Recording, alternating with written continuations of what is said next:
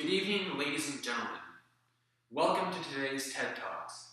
Please welcome today's guest, Dr. Nicholas Wills. Some of you may sometimes wonder how a single-celled organism could evolve into the baleen whale, a mammal that can reach up to 100 feet and 200 tons. And rightfully so, the evolution from the single-celled organism all the way to the baleen whale has been an incredible amount of evolution and adaptation. The order in which the mysticetes find themselves is the order of the cetaceans, which also includes the odontocetes. The main difference between the two being that the mysticetes have the baleen plates while the odontocetes have real teeth. The diet of the baleen whale usually includes krill, plankton, and other small fish, and they communicate using long, low-frequency sounds. Finally, the baleen whale lives everywhere from the Arctic areas to the tropical areas. To fully understand how the modern-day baleen whale came to be, I must first take you back 375 million years ago, where the first tetrapods existed. Fast forward 175 million years after that, came around the first mammals, which happens to be the class of the baleen whales. However, it was only until 65 million years ago that the mammals were able to thrive because of the mass extinction of the dinosaurs. Finally, about 55 million years ago, the Pakicetus atoki existed, one of the oldest relatives of the modern-day baleen whale.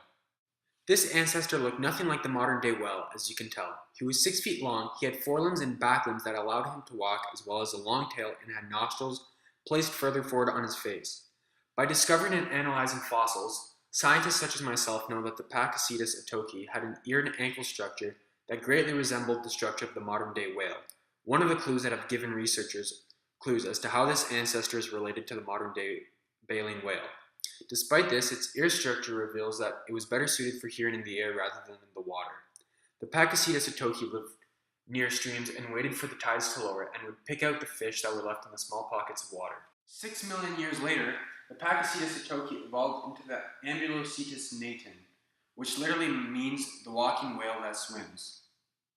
Like its name indicates, this 12-foot-long species' hind legs developed into what looked more like flippers with their shorter, stockier structure along with its webbed hind feet. This meant that it could still walk on land, but not as well because it would mainly walk with its front legs, but could now better navigate through water. This adaptation in regards to their traveling made hunting much more efficient. This is because rather than waiting for tidal pools to contain fish to scavenge, they were able to go in the water and hunt the fish for themselves. This type of traveling can often be compared to the way the modern-day alligator travels. Then, 3 million years later, the Cuchacetus minimus evolved from the Ambulocetus natin. The first difference between its predecessor and itself was that its hind limbs shrunk even more, meaning that instead of using their hind limbs to navigate through water, they used their tail, which had adapted and grown larger and longer for this purpose. This method of movement was far more efficient. If it weren't for this adaptation, modern baleen whales would still be using hind limbs to navigate. Because the fossils discovered from this animal have informed us about their tail growth and hind limb reductions, scientists such as myself can safely assume that the Cuchacetus minimus spent even more time in the water than its predecessor. Because the Cuchacetus minimus was now spending most of its time in the water, it no longer had to have fur and instead replaced it with blubber to keep itself warm in the water. This also created a more streamlined body which helped increase the efficiency of their swimming. Despite all of these adaptations to be able to swim more efficiently, it was still able to walk on land, although its small hind limbs made it very difficult to do so. 3 million years after that, the Dorodon evolved from the Cuchacetus minimus. The difference through adaptations was that its nostrils moved further back in order to be able to breathe air while still being mostly submerged underwater. In terms of the evolution timeline of the baleen whale, it was at this point where they were considered completely aquatic animals. This was due to the fact that its forelimbs had become flippers and the hind limbs were continuing to shrink and had achieved a size so small they were useless outside of water. The tiny pelvis and its tiny hind legs were vestigial structures because they were a reduced version of structures that used to serve a purpose but no longer did. It also had a pelvis that was useless since it would only swim, no longer walking. To further its water transportation efficiency even more, the fluke on the tail was developed, a trait that we still see on the whales today. Better movement in water led to facilitated hunting of fish. The Dorodon was also the first to develop the melon organ in its forehead, allowing it to echolate, the method of communication used by modern baleen whales. Because this organism was no longer able to reach solid lands, it was not able to mate with organisms who had not had this mutation, allowing it to be completely aquatic, meaning that a physical barrier, land to ocean, created a founder effect, meaning that either the other line died off, which would be natural selection, or they simply adapted with other traits, which would be adaptive radiation. 12 million years after that, the Eteocetus evolved from the Dorudon. Because the Eteocetus developed baleen plates, it split the order of the cetaceans into the mysticetes and the odontocetes. This is a great example of adaptive radiation.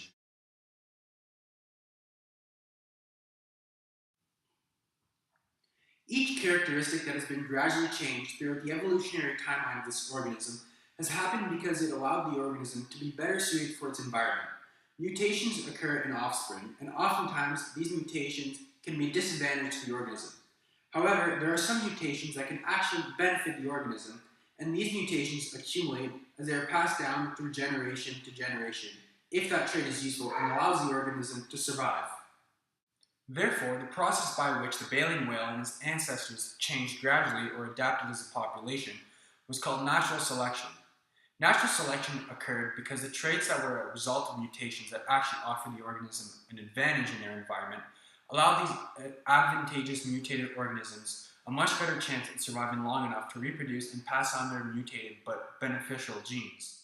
Some of these helpful mutations in the baleen whale's ancestors would have included the webbed feet that the Ambulocetus natum had, the growth of the tail allowing for more efficient aquatic movement in the Cruchacetus minimus, and the fluke-styled tail with the Dorudon, also allowing for maximum efficiency in aquatic movement. All of these traits were adaptations because they allowed a better chance at survival in their environment, and the genes for these traits were passed on to their offspring since they were able to survive due to their helpful mutations. Those who didn't have these helpful genes died off, and therefore, consequently, their genes were never passed on. Vestigial structures are useful in presenting ancestry connections because we can draw structural similarities between modern-day species and past species by using their fossil records. Vestigial structures are still present in modern-day baleen whales. An example of this is the muscles in the front limbs. This is considered to be a vestigial structure because the whale doesn't contract these muscles due to the fact that its front limbs simply act as basic paddles. These muscles aren't needed, so they are now very small and more similar to ligaments and muscles. Remember how the Pakicetus atoki would use all four limbs, including its front ones, to walk on land? The Pakicetus atoki therefore needed more than just paddles to walk. He needed feet that had functioning muscles, allowing them to have more dexterity and movement required to walk properly. An even better example of vestigial structures in modern-day baleen whales is their hind limbs. There are such reduced versions of the structure that it is hidden inside of the whale, buried beneath the skin. In conclusion, the baleen whale that we see today is a result of hundreds of millions of years of gradual adaptation, the mass extinction of the dinosaurs, and adaptive radiation. The adaptations of the Eteocetus was even responsible for adaptive radiation by splitting the cetaceans into the odontocetes and mysticetes, and the adaptations of the Dorudon was responsible for allopatric speciation, because their adaptations made a physical barrier between land and water. We are able to know a lot of the baleen whale's past ancestors by studying fossil records and vestigial structures such as the ones explained in this video.